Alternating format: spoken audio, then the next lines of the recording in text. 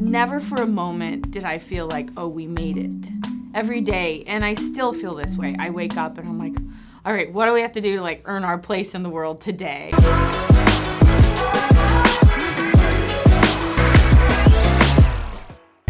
Hi, I'm Ellen Bennett, the founder and CEO of Headley & Bennett, and we are an apron and kitchen gear brand based out of Los Angeles. I'm half Mexican, half English, and I grew up with a pretty blended culture of the two, which I loved because on one end I was, drinking tea and eating Walker's cookies, shortbread cookies with my grandfather Headley. And on the other side, my Mexican family was in Mexico, everything was colorful and it was just so lively and real and natural.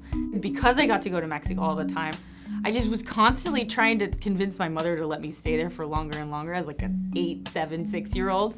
And so when I turned 18, appropriately so, I moved to Mexico City. So you can imagine as an 18-year-old living by yourself there, it's like quite the deep end of the pool.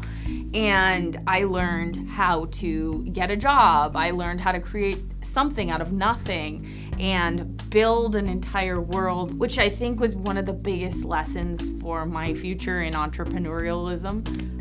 I definitely didn't have a business when I started this. I didn't have any business experience. I was really, candidly, a line cook.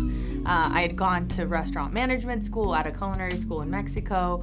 I loved cooking and I wanted to be a chef and I wanted to have a restaurant. So I was working at a really great restaurant. And along that journey, I realized our uniforms suck. These are not good. And so I got this one opportunity where a chef said to me, hey, there's a girl, she's gonna make us aprons, do you wanna buy one? And I kind of blurted out, I have an apron company, and that's literally how Headley & Bennett was born. I had no such company, I had no sewers, I had no team, I had literally nothing. When I started, it was out of my house while I was working 2 different jobs in restaurant land, and I had no office other than my living room, and I was just going to farmers markets and food events trying to find ways to get in touch with chefs. And it got to a place where every week it was, maybe 1 order and then 3 and then 10 aprons and then 50 and 100 and 150, and it was just this very slow but exciting gradual increase. And I definitely remember the moment where I thought, holy cow, I actually have to leave my restaurant jobs to keep this because it's not going to be sustainable for me to be working 2 jobs. So I just had to make that leap. And that was about 1.5 years into Headley & Bennett. I already had an office. I already had 2 employees. And I was still leaving on Fridays and putting on my chef whites and going to clock in as a $10 an hour line cook while my staff stayed at the office. I'm in year 9 now. But I look back to those early days and I was my one and only cheerleader. I was sales, marketing, production, you name it. I was all the pieces. And it's just wild to think back to the stamina it took at that time to never stop going and to never stop trying, even though you had a plethora of setbacks that now feel so tiny, but back then it was like the world was ending every time something went wrong. So it's been a wild journey. When the pandemic hit, it was definitely a very kind of eye-opening experience, and it was a very scary time because you kind of watched and saw everyone's lives around you coming to a complete halt. And there wasn't very much you could do about it, right? I'm like all about action, as you can tell. And I went on Instagram and I was scrolling, just seeing like, what are people saying? What's going on out there? And I saw that this man who designed my wedding dress, who's a designer in New York, he was like, Como, if you don't have face masks, like, we'll make you face masks. And it was like kind of when I blurted out, chef, I'll make you an apron, or I'll make you these aprons. I was like, we can make face masks. I was like, we can do this. And I called a friend who's a doctor, and I was like, I want to make you face masks. What do you need? What do you love? What do you hate? Same questions I asked chefs 9 years ago, what they needed in an apron and how do we make it the best apron that it can be. I was like, well, if we're going to make a face mask, we're going to make the best damn face mask. And I can't do this alone. We need to do it with our community. So we'll make it a buy one, donate one model. And that's how we can actually like fund getting the masks out to people, because I recognized that by jumping into this endeavor, we were going to have to ship them, locate charities, and get them to hospitals and get them to the front lines, because one thing is making them, but the other thing is distributing them. So I had all this stuff flying through my head, and then I grabbed my team and I started talking them through like this idea. Meanwhile, I had the sewers, starting to make samples, and within 24 hours, we had created that first face mask, taken photos of it in the kitchen because that was the only light left at the end of the night. And we posted it the next day. It went crazy on Instagram. We put it on Shopify on pre-order. We didn't even have the product. This was now Saturday morning. And by Monday, the entire factory here that we have in LA and a lot of people that work on our supply chain had converted to face masks. And by Wednesday, we were shipping. So before people were even getting the masks, we were sending them to hospitals and frontline workers. So it was the craziest pivot of our lives, and so intense. And I literally couldn't have done it without my team. But we made it happen, and we've donated hundreds of thousands of masks. Because of that, we made over 1 million masks. Like, it was just absolutely bonkers.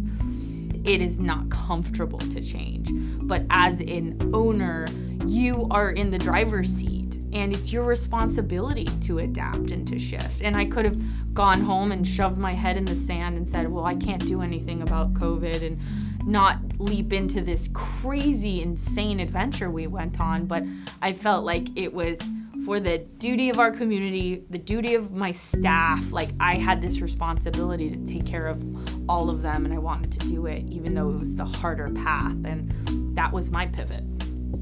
We completely pivoted the way we were doing our online activities. We changed websites, we hired developers, we brought on a chief growth officer to help us really grow marketing, performance marketing. I mean, we essentially stood up a different organization to have this direct-to-consumer model. Is very different than just making custom uniforms for chefs. But we had built this brand for 8+ years, and people trust our quality and the look and feel of our product. And we didn't mess around with the quality of our face mask, right? So if you bought a face mask from us, which we had over 1 million were sold last year, that's so many new customers and people being exposed to Hedley and Bennett, who now were like, oh, cool, this company is founded in Los Angeles, female founded, making high quality product. They care about their community. They are all about cooking, and this attitude of hell yes, you can. I want to be a part of this. So then they'd buy an apron and a mask. And that's just been this amazing gift of meeting so many new customers and people. I wrote this book amidst all of that. And I'd been writing it for 2 years pre-pandemic, and then spent the last year also finishing it up. And it was a wild ride. The last chapter of the book is actually called Wake Up and Fight, like our face masks. And it's all about the closing. It's like the journey I just explained to you, closing out the book. And 90% of the book is the journey of building something out of nothing. And then the closing chapter is like, oh, by the way, it can all go away, and then you have to pivot again. And it was me doing the face mask pivot with my team. So I wanted to write this book. I wish I would have had a book like this when I first started. And to get to see someone like myself, a Mexican-American woman who was a line cook with no resources, build a company out of nothing, that is exciting to share that with people, because it's a way to share with people, hey, you can do it too. And it is not a book about look at how great I am. It's a book about, look at how many times I failed and I kept getting back up again, and I'm still here trying. And we live in a world where we see things be so instant that you forget that the really good stuff takes time to create and to mold and sculpt. And I'm in it for the long haul. For every business owner out there, I fully recognize that it was brutal. And I think what you need to recognize as these business owners is that you survived it and you're still standing. And if you're listening to us talk right now, that means you are actually still here. And you got to remember that if you built something once, you can build something again.